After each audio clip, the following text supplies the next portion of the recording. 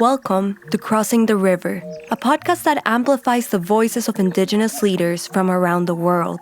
In each episode, they share their wisdom, experiences, and urgent advice for a world in crisis.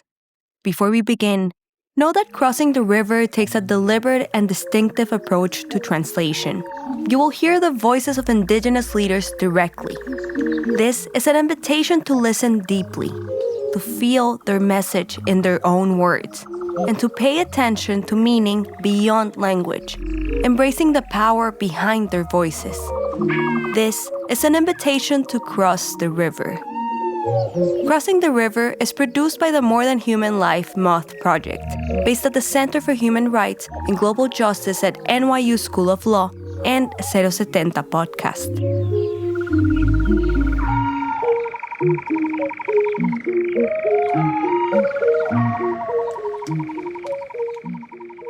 Wiñaymanta rikuytukushkanchik warmikunataqa mana yapa yachayta chariktashina kasna wawata wiñachingalla, warmiga yanusha angalla, warmiga chagrayta tarapungalla, warmiga mana dirigenciakunama angawan mana.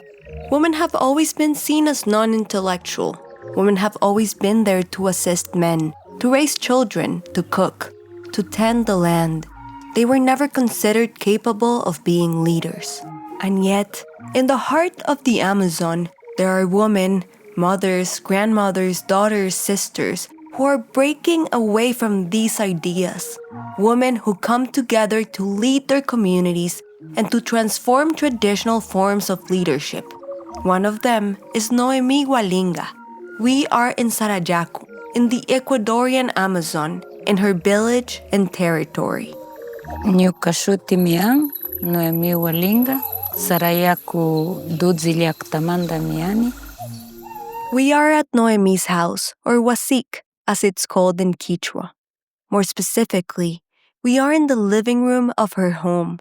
It's an oval, open wooden structure with a roof woven from branches and supported by wooden pillars. This is where people gather to share stories and moments around the fire that Noemi keeps burning almost all the time. The space feels warm and welcoming, completely open to the garden that blends seamlessly into the Amazon rainforest. Dawn hasn't broken yet. Noemi woke up a little earlier than usual to prepare guayusa, a tea made from a medicinal plant that grows right here at her home, and that the Sarayaku people drink together before sunrise to plan the day. The guayusa is boiling in a pot over burning logs. It tastes good, slightly sweet, with a hint of bitterness.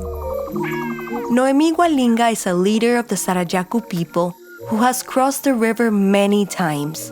She's a translator, a guardian of the language and ancestral traditions. That's why, in this episode, she speaks in Quechua, her mother tongue, and also in Spanish. Her leadership brings together urgent struggles, resistance to extractivism, the defense of territory, and the affirmation of indigenous women's rights.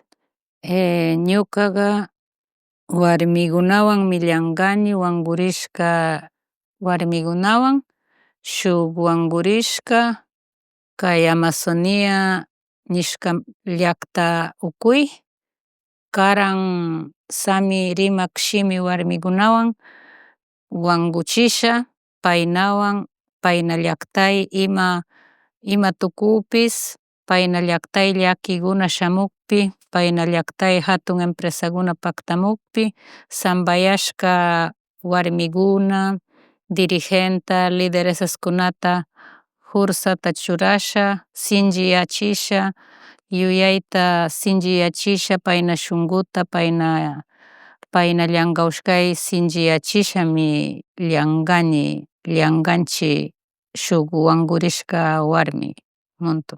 Noemi is one of over 100 women who make up the collective of Amazonian women defenders of the jungle from the grassroots against extractivism.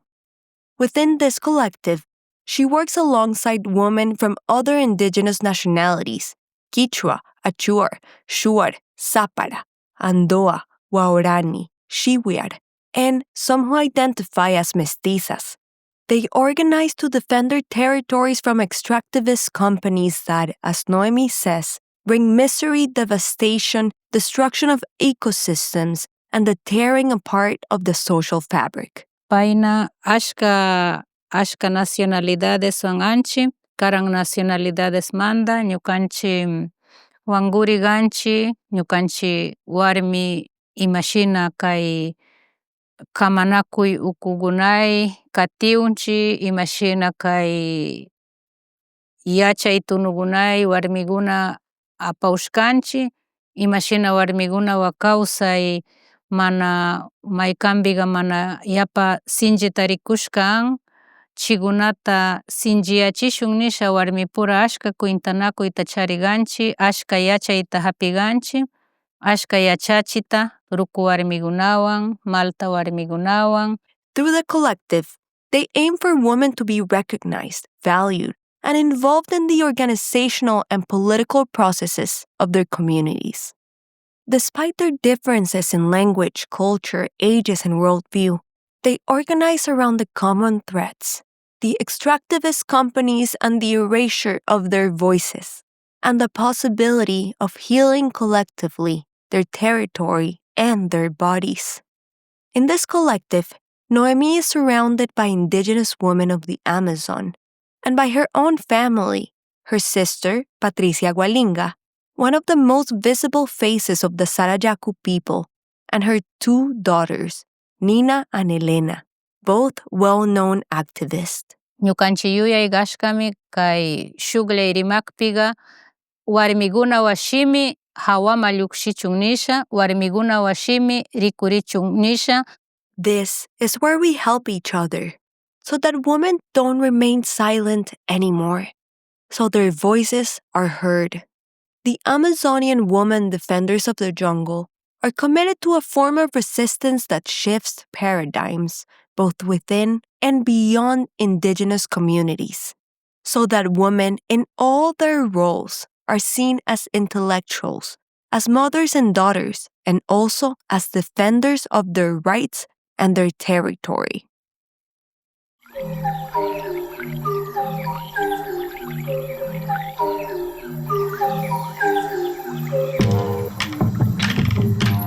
Ñuka kawsani kaypi Sarayaku llaktay, ñuka kaypiqa ñukanchikqa sinchi sachata kishpichishun nisha, harkashun nisha, sinchi sacha ama tukurichun, ama hatun mana allikuna kayman ama paktamunawchun, ama hatun autoñampikuna paktamunawchun, ñukanchik kikin yachay, ñukanchik kikin yuyay, ñukanchik kikin hampirina guna, ñukanchik rukukuna, apayayakuna kawsayta kuytashka, rikuchishka, payna nisha sakishkata katishun nisha kamanakusha shayak llaktami yanchik ñukanchik kay Sarayaku llaktaqa. Noemi lives within the territory and community of Sarayaku. She says, "We protect our ancestral knowledge of health, education, and cultural wisdom that our elders taught, showed, and passed down to us. We are the continuation and the heirs. That is what it means to be the people of Sarayaku." Sarayaku has spent over 4 decades defending its culture, fighting for its rights, and resisting attempts by the Ecuadorian state and oil companies to enter and exploit its land. It is a symbol of indigenous organization in the Amazon. They call themselves People of the Midday Sun, a people who will resist until the end, and who, like the midday sun, shine light on everything. Sarayaku has shown that collective and organized struggle can transform reality. Through political and legal activism, through protest and artistic organization, they have achieved historic milestones. They secured land titling for Quechua communities. They pushed for the recognition of the rights of nature in Ecuador's constitution. And in 2012, the Inter-American Court of Human Rights recognized their territorial sovereignty and condemned the Ecuadorian state for allowing an oil concession without prior consultation. Sarayaku has turned the defense of their territory into a global symbol of indigenous resistance and a criticism of extractivism in the Amazon. Many people have taken part in this collective struggle, including the Gualinga family, Noemi's parents, uncles, siblings, and children. We heard from Noemi's brother, Jose Gualinga, in the previous season of Crossing the River. He told us about the Causac Sacha, or living forest, the belief that the forest is alive and everything in it is interconnected, and the defensive actions that the Sarayaku people have taken to protect their territory. And despite Sarayaku's unprecedented victories, the threats of extractivism remain present in their land and throughout the Amazon. Threats that endanger the Body territory and the indigenous women who see themselves as an integral part of the life and defense of the Amazon. This is why the Collective of Amazonian Women was founded. 2013 ñukanchik organización guna sasa tukushkaunara, waykuma tukushkaunara, mana sinji asha ugluyay kallarishkauna, uglu tukuy kallarishkauna, ishkaybi rakirishkaunara, chaybi warmikunaga 2013wi tandarisha ña kay extractivismoguna, kay petroleraskuna uyarimupi ña llaktakunama yaykushun niwpi tandarishaga shuk killkata rurasha, yuyayta apasha gobierno Amakiwi shitagrishun nisha wankurisha warmi muntunlla Quitota rishkaunara ñukanchik hatun mama llaktama. In 2013, indigenous women came together to respond. The government of Rafael Correa was threatening indigenous organizations and human rights defenders, and they were tired. Noemi says that the collective emerged as a critical voice in response to the weakness of male leadership in indigenous organization. One of their first actions was to call for a March for Life, where more than 100 women walked 250 kilometers from the city of Puyo to Quito, the capital of Ecuador. There, they demanded the suspension of oil operations in Yasuni National Park and protection for the indigenous peoples in voluntary isolation, the Tagaeri and the Taromenay. Es nuestra casa. Si sigue explotando, va a haber más genocidio muriendo Guaraní y Taromenani. ¿Qué protección, qué garantías el gobierno nacional nos está dando al pueblo Guaraní y Taromenani? Por eso nosotros queremos que entiendan, el de asumir no solamente es que están diciendo conservación de biodiversidad, sino hay personas, comunidades que estamos viviendo en Yasuní. ¡Abajo las políticas extractivistas de Correa! ¡Fuera las petroleras de la Amazonía! In Quito, the president did not receive them. Months later, several members of the group were threatened, including Patricia Gualinga, Noemi's sister. Still, they did not stay quiet.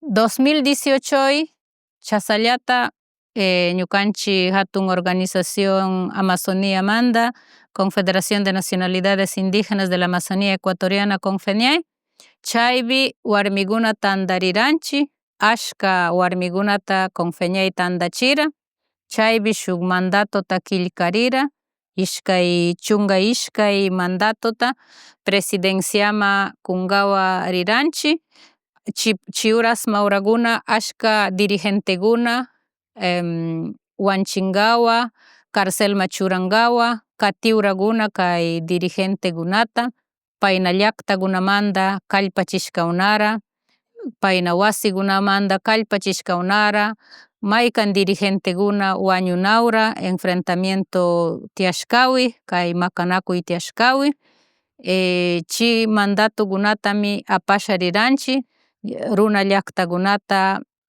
ama yuyayllan yaykunawchun, chi kallpachishka llaktakuna kutillata chi payna llaktama volteanawchun, Tigranawchun nisha, chimandas, apanakushka runakunata chillay sakinawchun, payna derecho, payna llakta ukuy, payna allpa ukuy, payna allpata harkawshkatami yanka chasna ima runawanchik shua imata shina katiunkuna nisha killkashka killkawan Quito llaktay paktaranchik chaypi chaparanchik shuk semanata chapashkawasha presidente Lenin Moreno ama kisa kiranchik kay mandatota 22 mandatos.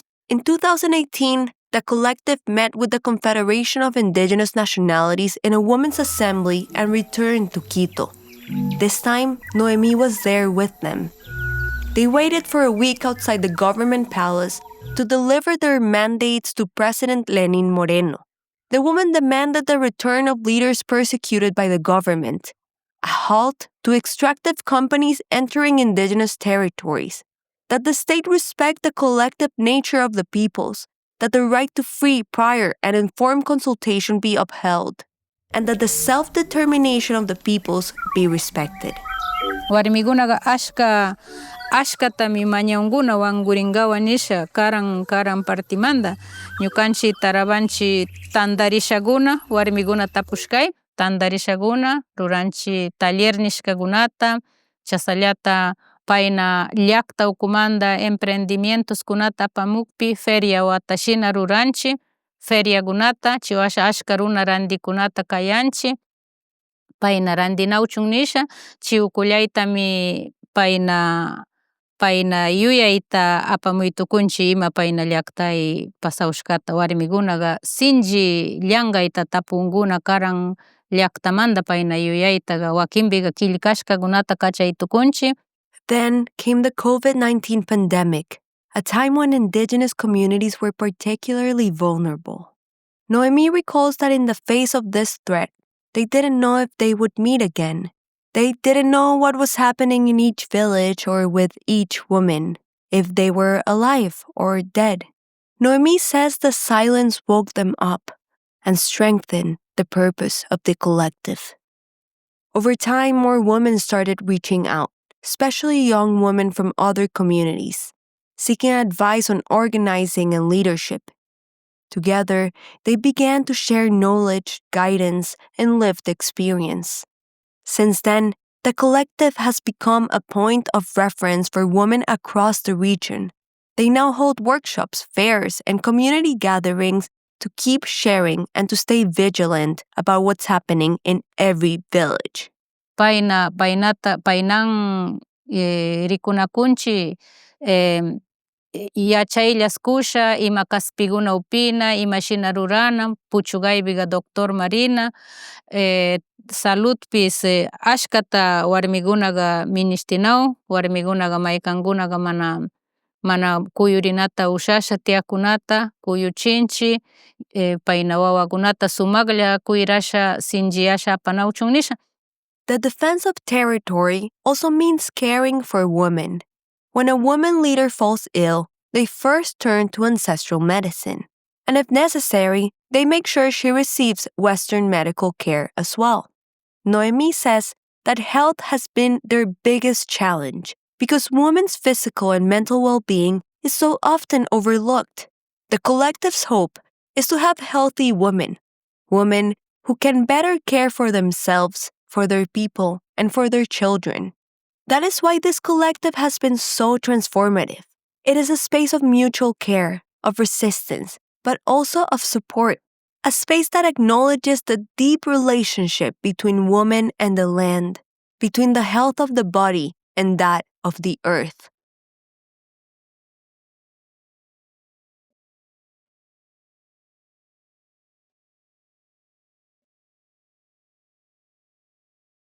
For Noemi, being a defender of the forest is inseparable from her identity as a mother, a daughter, and a sister. These bonds cannot be separated. The ties between family, territory, language, and knowledge.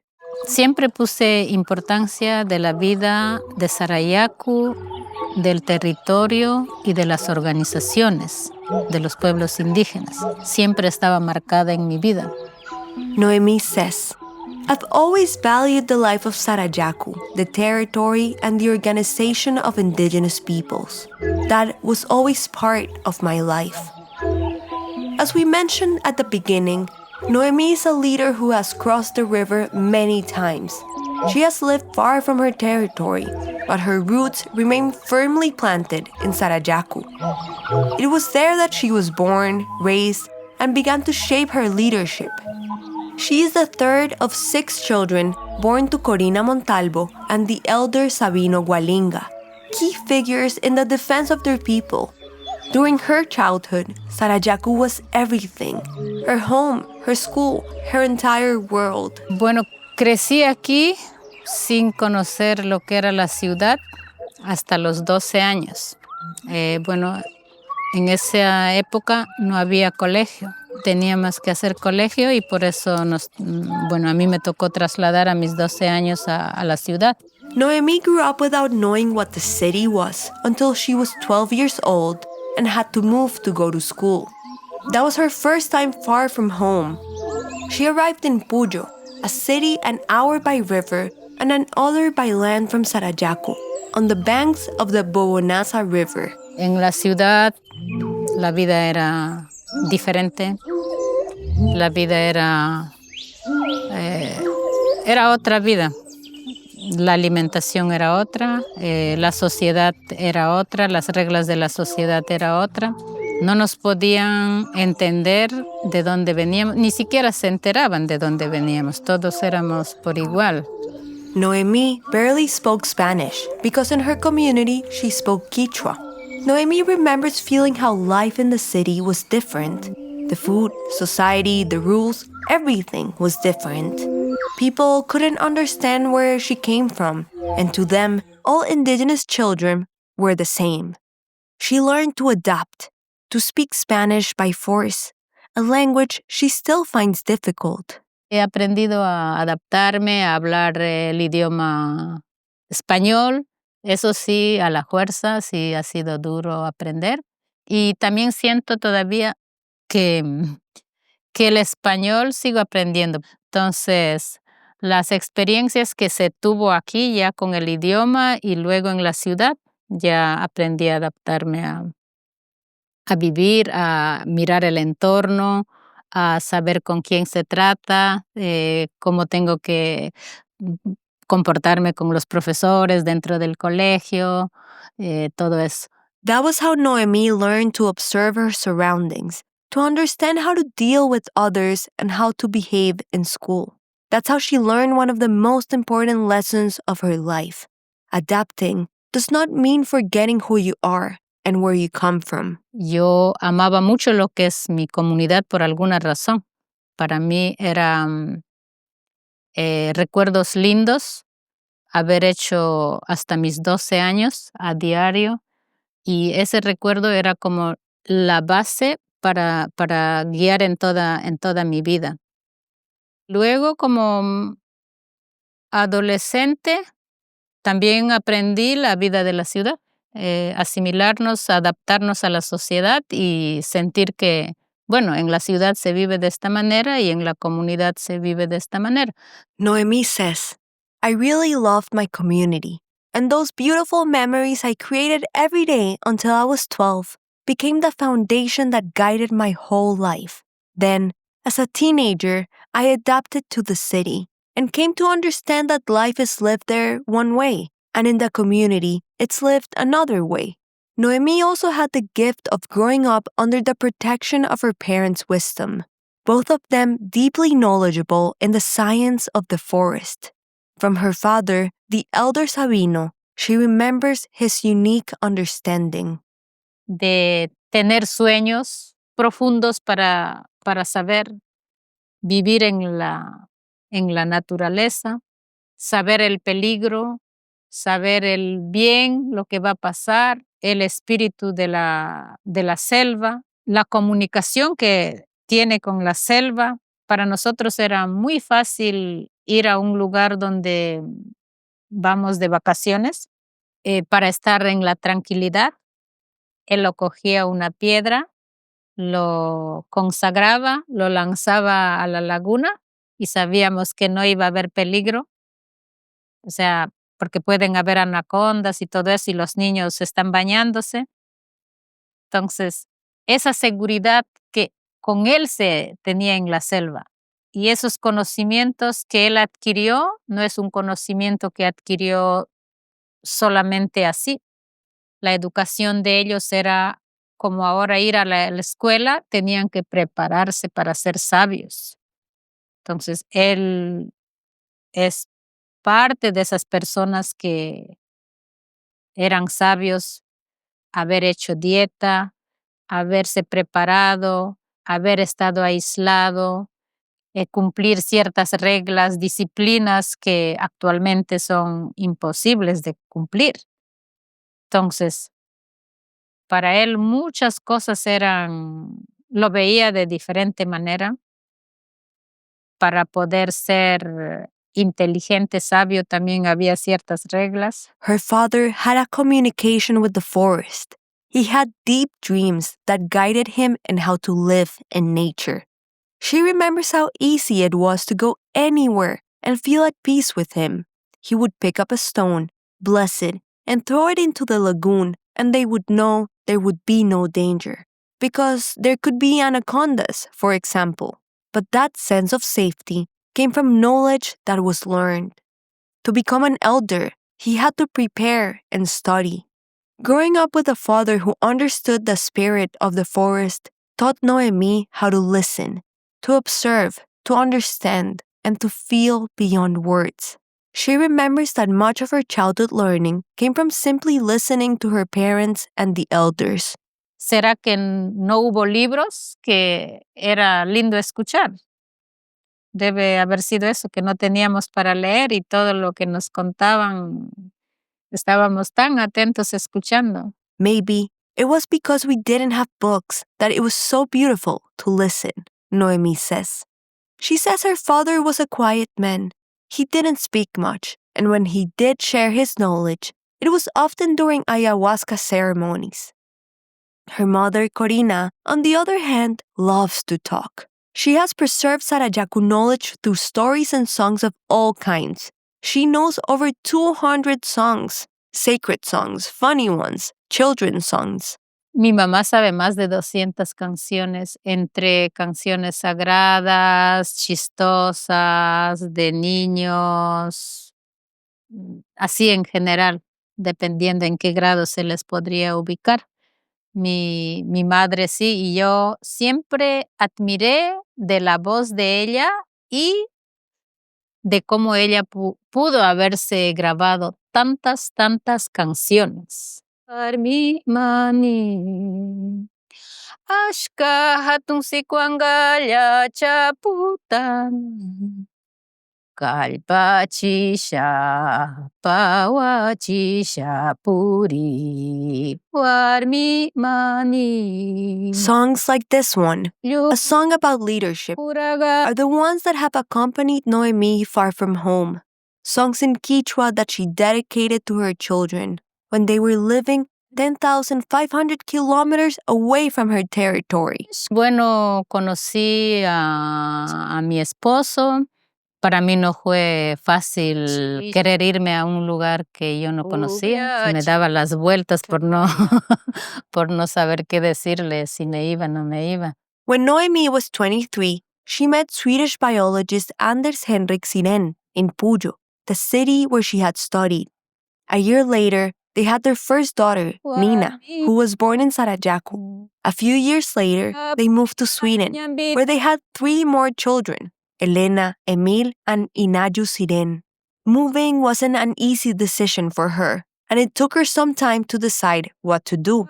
Cuando llegué allá, para mí todo era como observación. Siempre pienso debía haber escrito un libro porque todo era nuevo.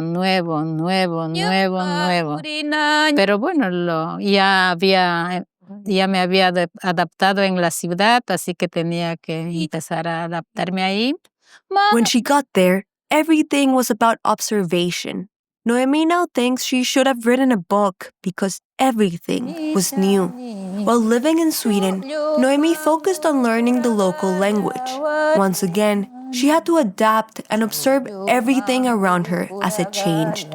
But inside her home, the songs of her mother and the sound of Quechua echoed. She taught it to her children.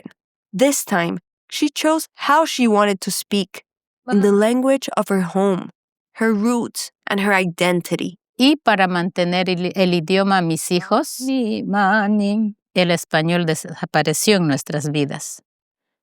Porque yo tenía que comunicarme en quichua con mis hijos, donde quiera que esté. Aquí, To keep the language with her children, Spanish disappeared from their lives. They spoke in Quechua, her mother tongue. en cambio, yo quería que mis hijos vivieran la vida de Sarayaku. Claro, la vida por parte del papá era allá, pero también quería que, por mí, la mayor parte Sarayaku, que sean de Sarayaku. Mi sueño fue así desde un inicio. Noemi wanted her children to live the life of Sarayaku, and Quechua was the direct connection to her homeland.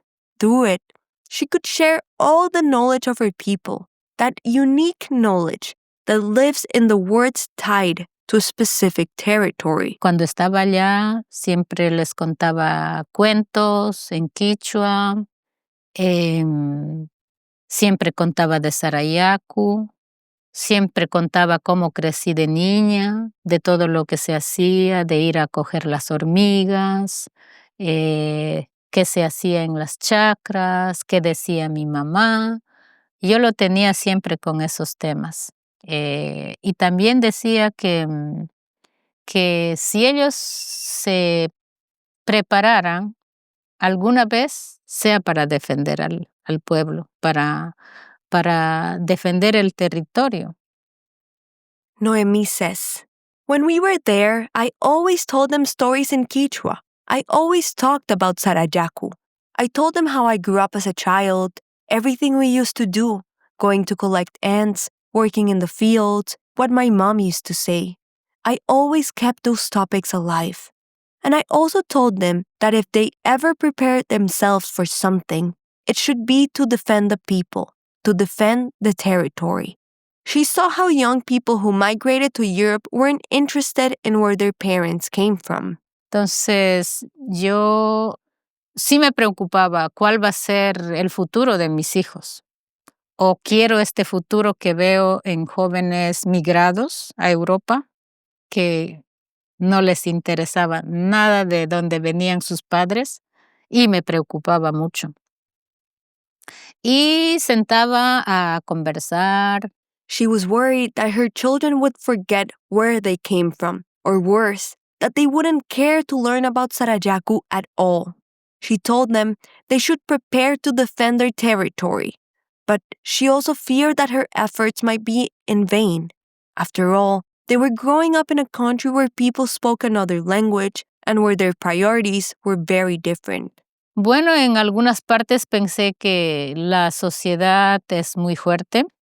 La sociedad europea es muy fuerte y van a perderse en esa sociedad. Y me dolía. Noemi says, "I thought European society is very strong, and they're going to get lost in it, and that hurt me." Y ya cuando han estado más grandecitos he dicho que jamás hay que olvidar de dónde venimos, porque nosotros, estemos donde estemos, no podemos dejar de ser de donde venimos, dejar de ser de Sarayaku. And when they were a little older, I told them that we must never forget where we come from, because no matter where we are, we cannot stop being who we are. We cannot stop being from Sarayaku. That's why visiting family and spending time in the territory was so important. Whenever they traveled back, they would stay in one house together so that the children could spend time with their grandparents, uncles, aunts, and cousins. Pero los ejes principales en todo esto han sido mis padres. Mi mamá, mi papá han sido un pilar fundamental para mis hijos y para nosotros, porque mi padre tenía un conocimiento tan grande, tan amplio, y mi madre también. Noemi believes the main pillars in her children's education have been her parents, their grandparents, and their profound knowledge. Even when she was far away, Noemi was always informed about what was happening at home, the struggles, the oil companies, the decisions of the indigenous organizations. These were topics she often discussed with her husband and children. Nina, the eldest, started to take an interest and find ways, even from afar, to support the resistance of her people. Noemi remembers that once, when they traveled to the United States for her husband's studies, Nina wanted to help the movement from there. Tenía 7 años. Hacía recolectas para enviar y yo no sabía que se podía hacer de esa manera. Ella pintaba, le encantaba pintar, le pintaba la cara a los niños y cada uno ponían monedas y eso se le enviaba porque los dirigentes no tenían con qué movilizarse. Entonces ella creció en ese proceso. When Nina was 7 years old, she organized fundraisers to send money, even when Noemi didn't know that was possible. She would paint kids' faces and would send that money back to Sarayaku leaders. Now her daughters are adults. Nina and Elena have become well-known Sarayaku activists. Noemi knows that growing up between two worlds has given them a broader perspective on how to defend their territory through education, biodiversity, climate change, and other ideas. También se dieron cuenta la diferencia de estos dos mundos. Entonces, cuando se dice salvar, para ellos es aún más, con conocimientos que ellos han adquirido en la escuela, en el colegio. Bueno, ellos entienden más cosas desde temas de educación, lo que significa el bosque o la biodiversidad o todo eso, los cambios climáticos que nosotros lo decimos de diferente manera. Bueno, ellos lo ven de esa manera. Entonces, han participado en muchas actividades. She now knows that all 4 of her children love Sarayaku. Y finalmente he visto que todos los 4 hijos aman a Sarayaku, aman el territorio.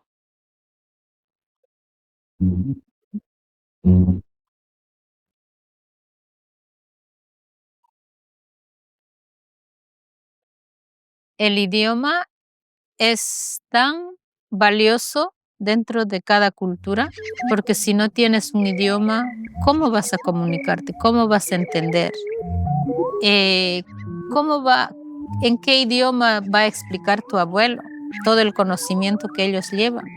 Entonces, yo creo que para todos mi mensaje es no abandonar el idioma. El idioma nace con nosotros y solamente dejamos de hablar cuando ya nos vamos de este mundo y nuestros hijos quedan con el idioma. Language is so valuable within every culture because if you don't have language, how are you going to communicate? In what language will your grandfather explain all the knowledge he carries? Noemi's message is, do not abandon your language. Language is born with us, and we only stop speaking it when we leave this world. Our children remain with the language. Now that her children are grown up, Noemi has realized her efforts were worth it. They are proud to be Sarayaku, and teaching them the language, Quechua, was essential for that. Noemi sees it clearly. Language holds knowledge. Knowledge passed down from generation to generation.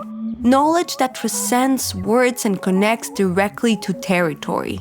A territory tied to those who protect its language, especially the women.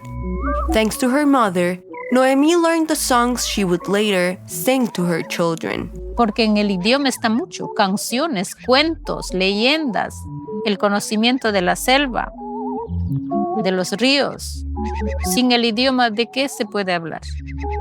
Claro, se puede hablar en otro idioma, pero no es la misma cosa hablar en un idioma que es traducido. Language carries so many songs, stories, legends, knowledge of the forest, of the rivers. You can speak in another language, but it's not the same as speaking in the one that holds your roots, says Noemi. That's why she was clear from the beginning. In her home, they would speak Quechua, no matter where that home was. She says, it's very important not to stop speaking it, not to stop teaching it to your children. Keep it alive. And if it's been lost, recover it. Sí, es muy importante que no dejen de hablar, que no dejen de enseñar a sus hijos, que se mantenga y que si han perdido recuperen.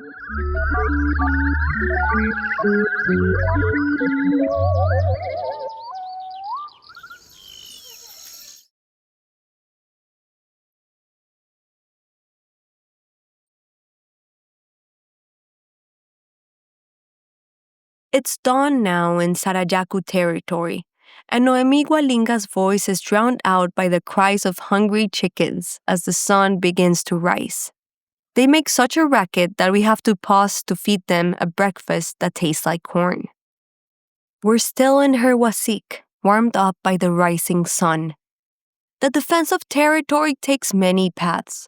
There are marches, legal battles, care among women, the sharing of knowledge, the teaching and passing of language from one generation to the next. As a Sarayaku leader, a mother, and a translator, Noemi knows that caring for the territory means caring for women, those who in turn care for future generations, the ones who safeguard the legacy of both the human and more than human world. Esperanza es en el planeta como salvar la Amazonía. Y cada vez está poniéndose difícil porque las carreteras están invadiendo por todas partes y no está quedando un espacio donde no entre la carretera. Entonces nuestra esperanza es que no entre la carretera Sarayaku, no permitir y también asociarnos con otros pueblos que a lo mejor son poquísimos los que no están permitiendo la entrada de la carretera. La mayoría de pueblos, la carretera está llegando. Y esa es la primera invasión que va llevando todo. Porque siguiendo la carretera llegan muchas cosas, muchas personas desconocidas, muchos intereses. La sociedad de la comunidad desaparece. No hay control, no se puede poner reglas, ni a los jóvenes. Entonces, nuestra esperanza es, si la carretera no entra más, tal vez es una esperanza de mantener la Amazonía. When it comes to hope, her hope lies in saving the Amazon, but she says it's getting harder. Roads are invading from all directions. Our hope is that the road doesn't enter Sarayaku, she says. We won't allow it. And that's the first invasion that brings everything else with it.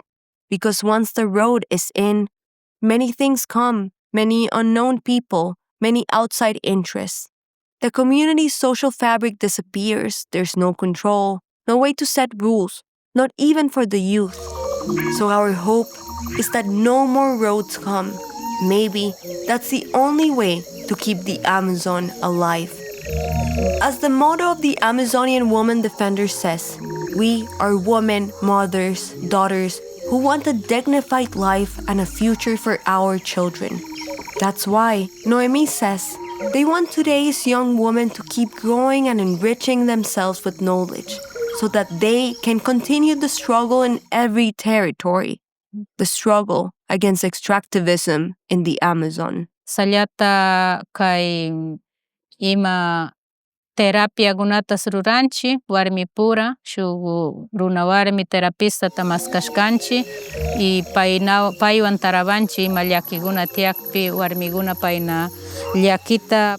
Crossing the River is a podcast from the More Than Human Life program Moth, based at the Center for Human Rights and Global Justice at NYU School of Law and 070 Podcast. Thank you to Noemi Gualinga for sharing your words, knowledge, and love of language with all of us. This episode was co-created by Carlos Andrés Vaquero Diaz from Moth, Natalia Arenas, and me, Goldi Levy. The sound design and mix was made by Andrés Villegas. The images of this podcast are made by Nefasta. The music is from Cosmo Sheldrake. If you want to learn more about this project, please visit mothlife.org. Thank you for listening.